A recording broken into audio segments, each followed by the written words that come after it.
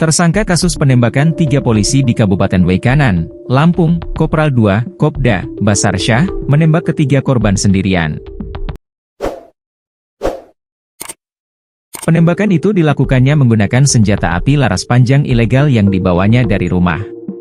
Dalam rekonstruksi yang dipimpin Komandan Satuan Pelaksana Penyidikan dan Satlak Idik, Denpom 23 Lampung, Kapten CPM Kurinci, Kopda Basarsyah menembak ketiga korban, bahkan sebelum korban menembak. Korban pertama dalam penembakan itu adalah Aibda Petrus Aprianto. Korban pertama ini dilihat mendekati tersangka sambil mengarahkan senjata. Tersangka melihat korban satu, Aibda Petrus, lalu menembak sebanyak 2 kali, kata Kurinci, Kamis, 17 April 2025. Korban kedua adalah Kapolsek Negara Batin, AKP Lusianto, yang mendengar jatuhnya korban dari pihaknya sebelum tertembak. AKP Lusianto melihat tersangka memegang senjata, lalu mengarahkan pistol revolvernya. Namun, belum sempat melumpuhkan, tersangka Kopda Basarsyah menembak sebanyak 3 kali hingga korban tersungkur.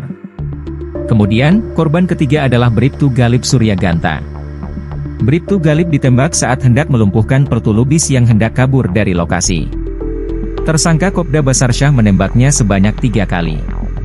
Sebelumnya diberitakan, 3 orang polisi gugur saat menggerebek arena judi sabung ayam di Kampung Karangmanik, Kecamatan Negara Batin, Kabupaten Waikanan, Lampung, Senin, 17 Maret 2025, sore.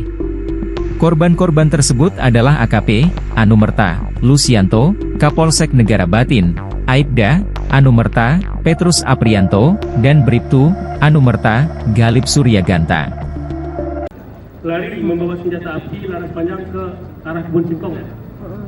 Lari membawa ya? Iya, melihat PSK membawa laras panjang ke arah kebun singkong. Jam 7 bang. Nanti kabur mbak.